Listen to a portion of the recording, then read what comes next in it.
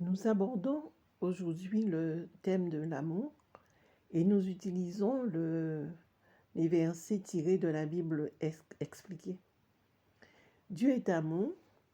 La parole dit tel il est, tel nous sommes aussi dans ce monde, ce qui implique que son Église doit être semblable à lui et refléter l'amour en son sein. D'ailleurs, l'amour est la marque de reconnaissance de ses disciples. Et son commandement est clair en Jean chapitre 15, versets 12 et 13 qui dit « Voici mon commandement, aimez-vous les uns les autres comme je vous aime. » Le plus grand amour que quelqu'un puisse montrer, c'est de donner sa vie pour ses amis.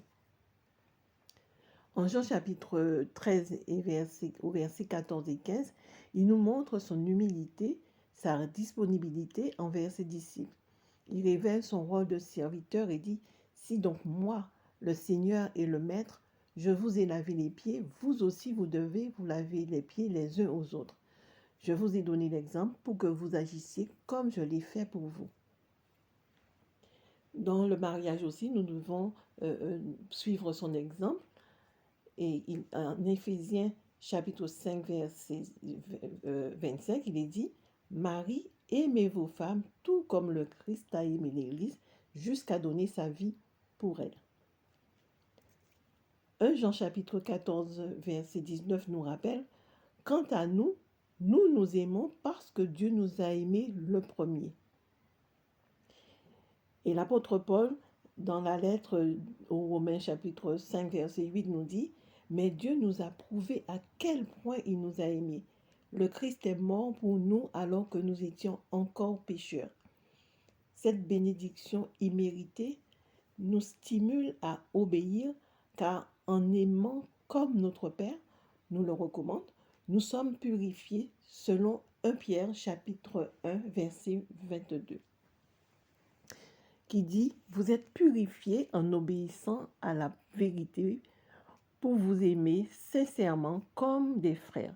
Aimez-vous donc ardemment les uns les autres d'un cœur pur. » L'apôtre Paul s'est attelé à suivre le commandement qui nous a été donné et il dit dans la lettre aux Philippiens au chapitre 1, verset 8 « Dieu m'en est témoin.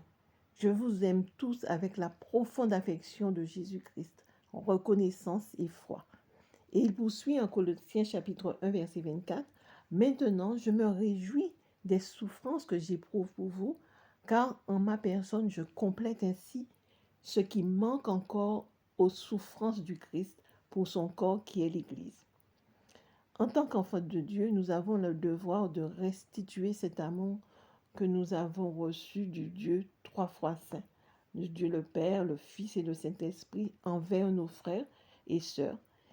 Et d'ailleurs, c'est ce qu'a fait l'apôtre Paul. Il a désiré fortement respecter le commandement de Dieu.